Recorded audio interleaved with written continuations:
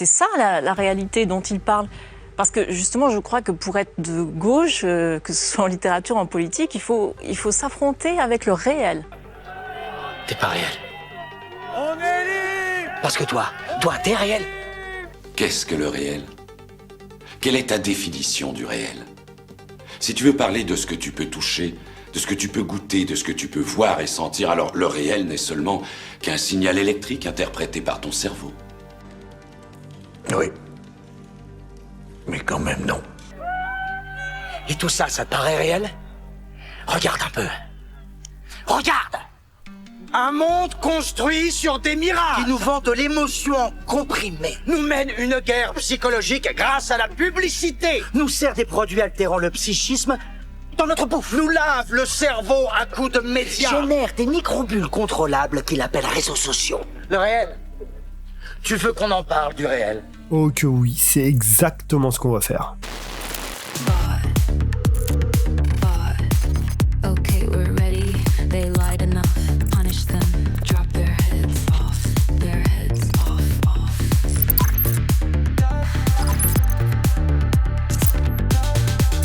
En prérequis absolu, avant même d'aborder les sujets les plus sensibles et polémiques, il est indispensable de s'entendre sur un certain nombre de notions et outils sans lesquels il sera impossible de garantir une réflexion un minimum saine et productive. Qu'on se comprenne bien, personne ne demande l'autorisation de ces métanazis pour commencer à sortir le bouclier contre les attaques incessantes sur le réel. Offensive menée par un régime qui ne se contente plus de laisser le chaos s'installer, mais participe activement à l'avènement de celui-ci. Leurs droits sont également les nôtres, et il est temps de revoir les bases. À commencer par l'affirmation suivante. Ce qui est vrai domine par essence ce qui ne l'est pas. On se fait une version courte pour les impatients. Est vrai ce qui peut être confirmé, et ne souffre ni du doute, ni de la remise en question. Contrairement à ce qu'on entend parfois, il n'y a pas plusieurs réalités, pas plus qu'il ne pourrait y avoir plusieurs vérités contradictoires, sans inclure de perception ou de jugement parasite. Le réel dont on va parler ici est proche de la vérité commune ou la vérité de fait telle que présentée par Hannah Arendt. Le réel est un socle qui ne peut être mis en question et sur lequel on peut s'accorder. Il est préalable à toute perception et prédominant sur les interprétations que l'on peut en faire. Même s'il peut être méconnu ou incompris, sa nature ne varie pas. En gros, on va différencier les lectures du réel de ce qui peut être sans aucun doute considéré comme tel.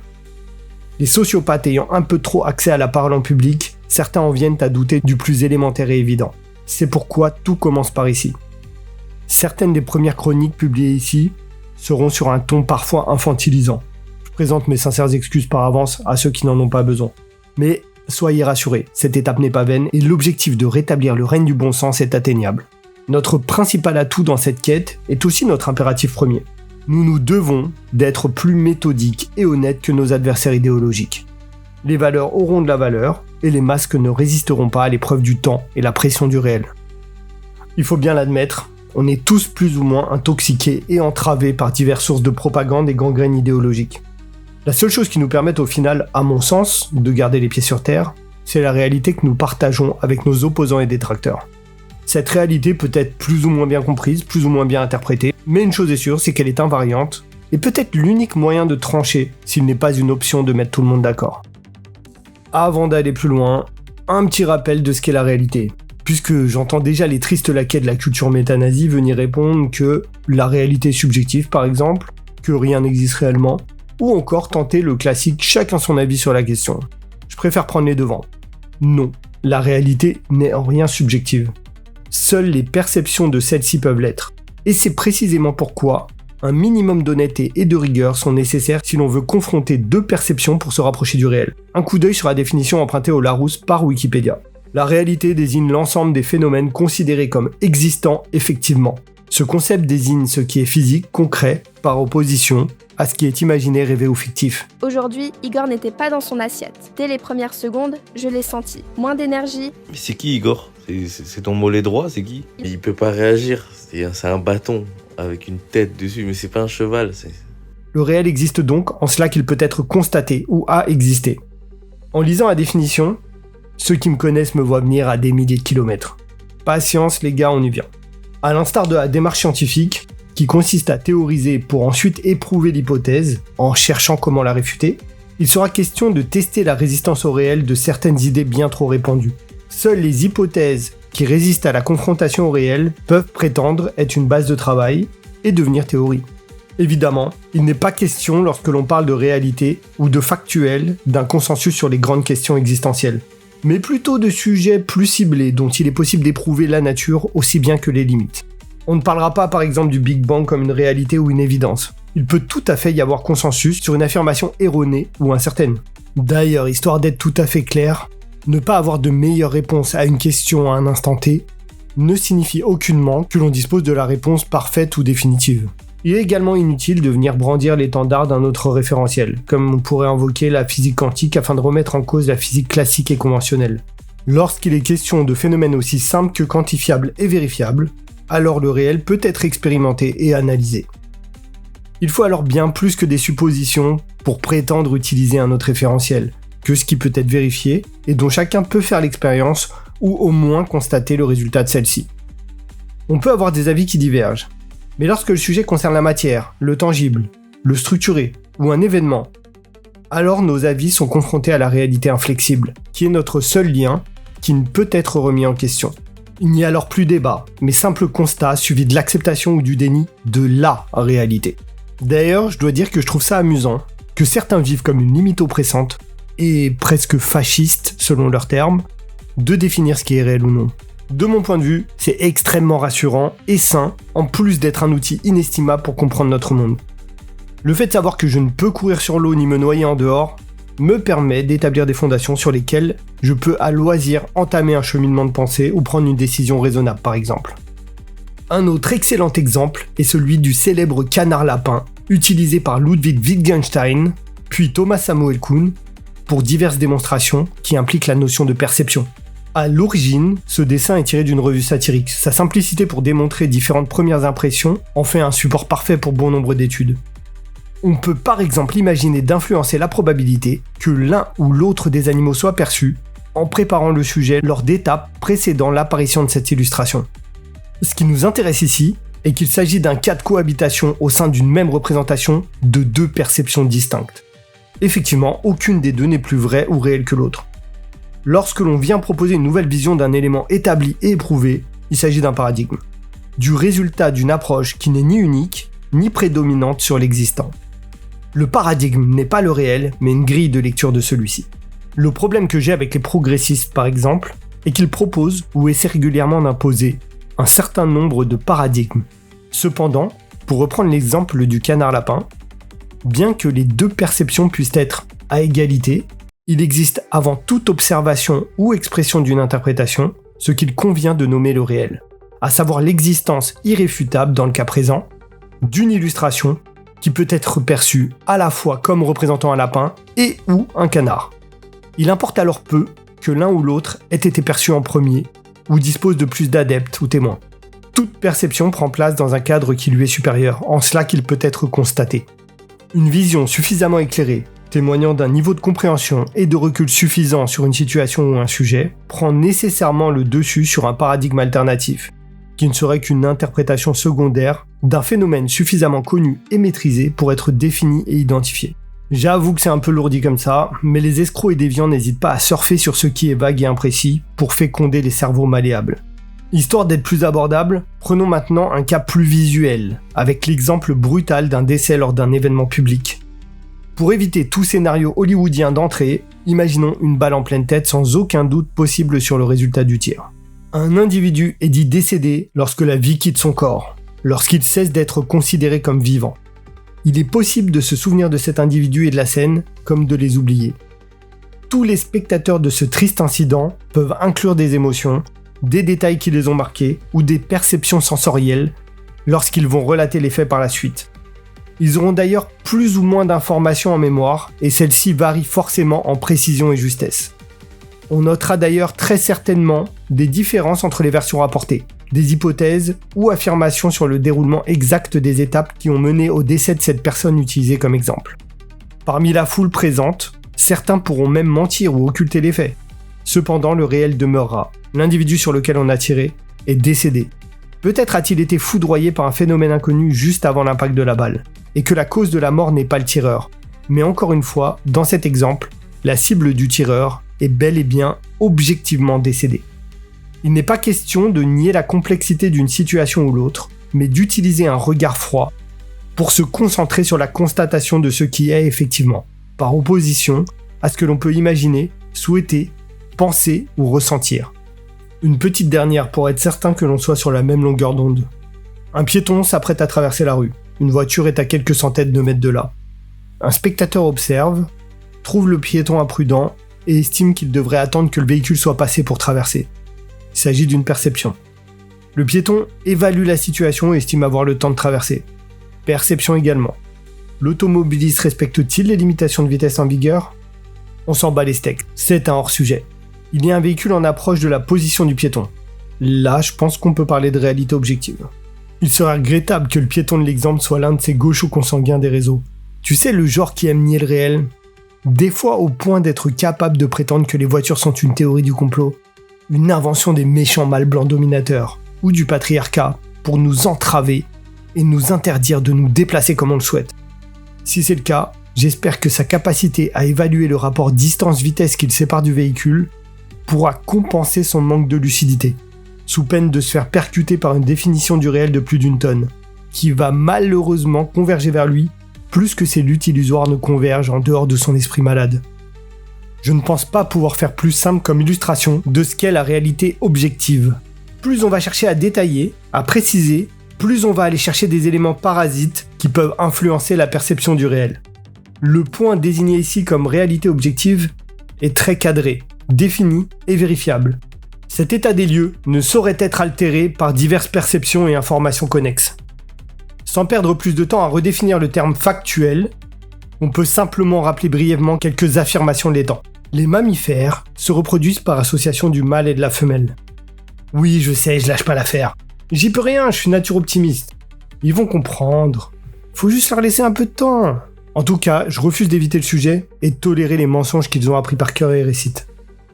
Tout être humain non trafiqué par des apprentis sorciers est né d'un utérus, et donc d'une femelle. Plus que ça encore, la science peut aujourd'hui sauver quelques situations désespérées, mais sans elle, la nature n'a qu'une seule et unique méthode en matière de reproduction et de gestation pour notre espèce. Celle-ci n'a jamais évolué d'une quelconque manière en plus de 50 000 ans. L'existence des sexes mâles et femelles, ou bien encore le caractère indispensable de leur complémentarité, n'est ni à prouver ni à remettre en question. Pour nos doux rêveurs, les tentatives de contradiction de ces affirmations sont et demeureront des hypothèses, lorsque ce ne sont pas uniquement des absurdités. On constate qu'une évolution chez la plupart des espèces a lieu progressivement et de manière tout à fait naturelle, à condition qu'elle soit nécessaire pour la survie ou l'adaptation à des paramètres environnementaux particuliers. On peut donc penser raisonnablement que si la place du mâle, de la femelle, C'est la cuisine! et la méthode de reproduction de notre espèce sont inchangées, et ce depuis des dizaines voire centaines de milliers d'années, alors même qu'on constate que d'autres caractéristiques évoluent. Et ça, c'est une réalité qui est documentée, qui est constatée. Peut-être que cela indique simplement que ce n'est ni souhaitable ni nécessaire. Là, ce que je viens d'exprimer, c'est une hypothèse de ma part, bien que ce soit plus plausible que beaucoup d'inepties du LGBT Circus et de ses apôtres, et très certainement vérifiable, cela n'a pas été prouvé de manière absolue, du moins pas à ma connaissance. Il n'est donc pas imposé légalement de croire à cette hypothèse. D'ailleurs, personne de raisonnable ne souhaite les contraindre à penser comme ça. Je dirais même qu'on n'essaie pas de les forcer à penser tout court, on voit bien qu'ils n'aiment pas ça. L'intérêt de ce préambule, avant d'entrer dans l'arène, est de pouvoir s'assurer que tout lecteur, quelle que soit sa position sur les sujets qui vont suivre, comprenne ce que signifient les termes comme réalité, factuel ou encore théorie. Certaines choses sont, et sont d'une certaine manière, qu'on le veuille ou non. L'existence et la nature d'un élément ne sont pas un choix. Pas plus qu'une définition ne peut être modifiée du tout au tout par qui le désirerait subitement. Certes, la science progresse et évolue, mais sans un minimum de rigueur et de travaux probants, même un gouvernement ou une institution internationale ne dispose du droit d'altérer la définition de ce qui est, surtout pour le remplacer par une hypothèse aucunement confirmée. La dysphorie, un état de mal-être profond et instabilité émotionnelle, est une réalité. On peut constater les difficultés et troubles d'ordre psychiatrique que rencontrent certains individus atteints de dysphorie. La dysphorie de genre, par contre, est une théorie. Bien que des travaux aient été menés sur ce thème, il ne semble pas possible de vérifier la thèse selon laquelle un être pourrait ressentir, de manière extrasensorielle ou magique qui sait, ce dont il est incapable car ne disposant pas des éléments pour ce faire. À l'heure où des imposteurs pourtant officiellement considérés et payés en tant que chercheurs sont prêts à valider n'importe quelle connerie pour sortir de l'anonymat et voir leurs travaux lus et validés, les titres n'inspirent plus aucune confiance. On va se mettre d'accord tout de suite. Un individu mesurant 1m50 ne peut prétendre ressentir et percevoir le quotidien selon le même angle qu'un autre dont la taille dépasserait les 2 mètres. Un mâle humain, doté d'un corps de mâle, d'un développement hormonal normal et des caractéristiques physiques masculines, peut imaginer comment se sent intérieurement une femelle humaine. Il ne peut cependant aucunement vérifier ou ressentir effectivement ce qu'il pense connaître. Il est impossible pour lui, comme pour nous, comme pour les prétendus chercheurs sur le sujet, d'éprouver la vie selon ce que nous ne sommes pas. Avant d'avoir tenté de corrompre son système biologique pour le calibrer de manière à se rapprocher artificiellement de celui d'une femme, un homme ignore les sensations des expériences que procurent les corps et caractéristiques féminines, et inversement. Et même après bidouillage, rien ne prouve que les transsexuels aient les exacts mêmes ressentis que les véritables mâles et femelles par la biologie. J'ajoute quelques précisions par rapport à la version précédente pour éviter les incompréhensions et raccourcis. La dysphorie de genre, qui est une dysphorie, à savoir un état psychologique de détresse, ayant pour objet l'identité sexuelle et la perception de soi. Cela ne signifie aucunement un homme coincé dans le corps d'une femme ou inversement, pas plus qu'être les deux ou ni l'un ni l'autre. Les exceptions sont les rares anomalies hormonales et génétiques aboutissant aux intersexes, hermaphrodites et autres développements inhabituels. Je vais encore devoir imager de manière brutale et simpliste pour que même un déviant saisisse. Parler de sexe assigné et d'être dans le mauvais corps est aussi stupide que prendre au premier degré l'expression « j'ai l'impression de m'être fait rouler dessus par un camion ». Et citer ensuite une étude qui essaierait de rendre officiels les dégâts causés par ce camion imaginaire. Ne riez pas trop, les gauchistes du CNRS en sont capables. Ils vont mesurer les messages nerveux et conclure qu'ils peuvent être considérés comme les séquelles d'un contact avec ce camion. Ici, bien plus que de science pure, il est question de manipulation par le lexique et de mécompréhension. On joue sur les mots, et la manière de présenter le sujet compte même plus que le trouble étudié en lui-même, pour venir en renfort d'une propagande déjà invasive et très médiatisée.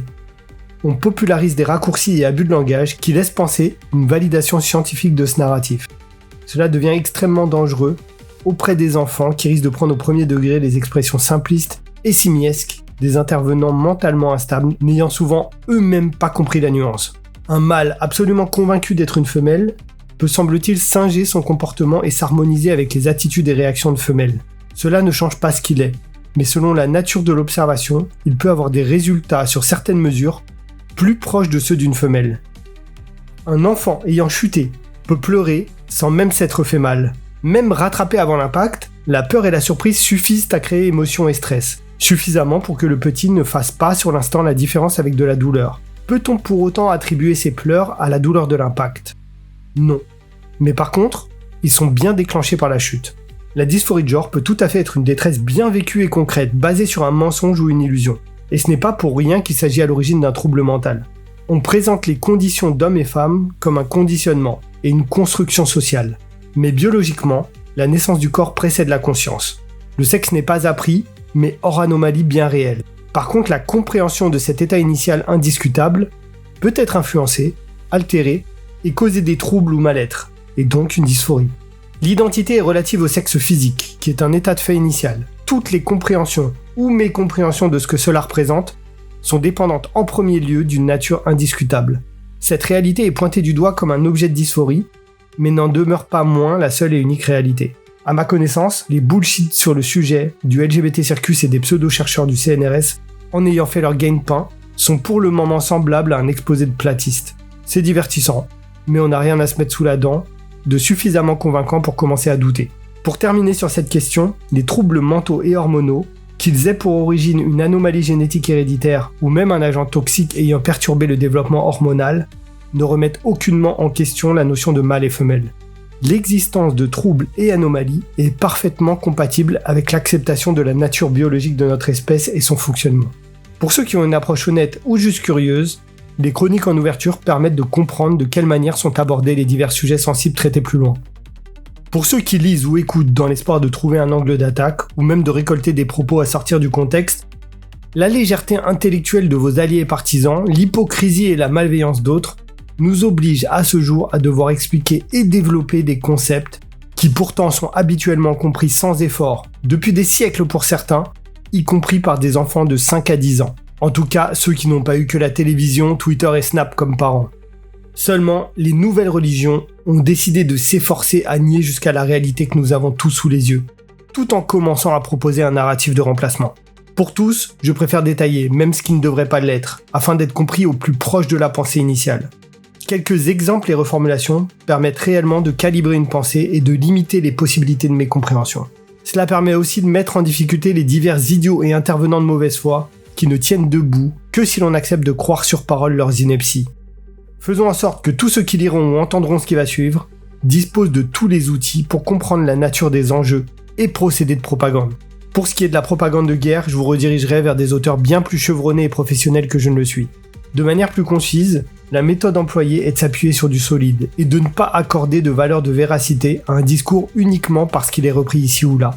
Surtout s'il s'agit d'institutions ou intervenants récidivistes en matière de communication mensongère et de manipulation de l'opinion publique à des fins identifiées.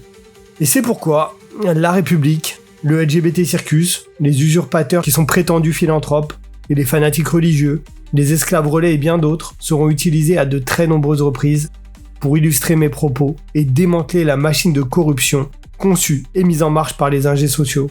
Ce n'est pas tout à fait une déclaration de guerre aux traîtres et leurs laquais, mais une guerre contre l'officialisation de la falsification. Les opérateurs de la manipulation de masse, devenus abusivement oppressantes, se permettent de ne même plus faire l'effort d'être subtils ou de cacher les divers procédés employés pour orienter ou censurer la pensée générale. L'impunité totale dont bénéficient les élus, les délinquants, criminels et autres pantins utilisés par les régulateurs doit devenir notre sujet de préoccupation première. La première étape est de rétablir un semblant de lucidité, par un discours brutal si nécessaire, une brutalité qui n'affecte que ceux qui se rendent coupables, souvent par appât du gain ou par recherche de pouvoir, et s'installent donc sur le banc des accusés par leur volonté propre. À aucun moment, des individus innocents ou neutres sont directement ciblés. Cependant, ils peuvent s'embourber dans une cause qui aura parfois pour conséquence de salir leur image. Il se trouve alors semblable à un nazi qui embrasse la cause de son plein gré, alors qu'il n'est pas en temps de guerre ni forcé de le faire. Il fait le choix délibéré d'être un des acteurs du mouvement, et il doit donc être confondu et condamné proportionnellement à sa contribution au chaos. Tant que le bullshit progressiste a le vent en poupe, ces gens-là n'ont pas à s'inquiéter. Ils devront rendre des comptes tôt ou tard pour le mal qu'ils ont fait. L'énumération de leurs méfaits et la condamnation de leur participation à une entreprise néfaste ne constituent aucunement une agression, mais s'inscrivent dans un combat non seulement légitime, mais surtout à l'aide d'informations simplement exactes et vérifiables. Si une affirmation est véridique, cela ne peut être condamnable. Au pire, cela peut être malvenu ou considéré comme un mauvais timing. D'ailleurs, je suis d'avis qu'un nuisible avéré ne devrait pas avoir les mêmes droits que tous les autres citoyens qui se comportent correctement. Cela fait partie des points que nous développerons plus tard. Rappeler par exemple à l'enterrement d'un assassin ou d'un violeur à quel point il a été une merde pendant toute son existence, semant la détresse et la souffrance sur son passage, c'est effectivement indélicat, et le moment est mal choisi. Cependant, si cela est factuel et confirmé, alors il ne peut être condamnable ou répréhensible de dire une vérité. Une indélicatesse envers un bourreau et sa mémoire n'est pas un crime, contrairement à ce qui a motivé cette intervention, certes irrespectueuse. Un monstre, un lâche ou un traître ne méritent aucunement notre respect, pas plus que leur mémoire. Et c'est là qu'est la différence entre ma position sur le sujet et l'indécence des gauchistes. Autant j'insiste pour dire que la mémoire d'un assassin ou pointeur ne mérite aucune considération, mais il est absolument inacceptable de nuire à la famille de quelqu'un ou de salir sa mémoire sur des accusations sans fondement et croyance. Les hyènes qui ont moqué la mort d'une personnalité comme Charlie Kirk font partie des déchets qui ne comprennent pas la différence fondamentale entre une prise de position relative à un conflit d'intérêts et un acte parfaitement condamnable, d'une gravité suffisante pour justifier une déchéance de droit, y compris de droit au respect post-mortem. Seuls des êtres aussi instables que dysfonctionnels peuvent jouir du décès d'un adversaire idéologique n'ayant commis aucun crime. Eux aussi devraient avoir à rendre des comptes pour cette démonstration d'insanité. Il nous sera nécessaire de revenir sur ce sujet également. Et il se pourrait que j'ai une petite surprise. Et un gauchiste shiny sous la main qui a vrillé complètement après l'histoire Charlie Kirk. Bon, désolé c'était un peu long, même très long, mais c'était absolument nécessaire. Ça nous permettra d'y renvoyer les idiots du village et de pas avoir à nous répéter à chaque fois.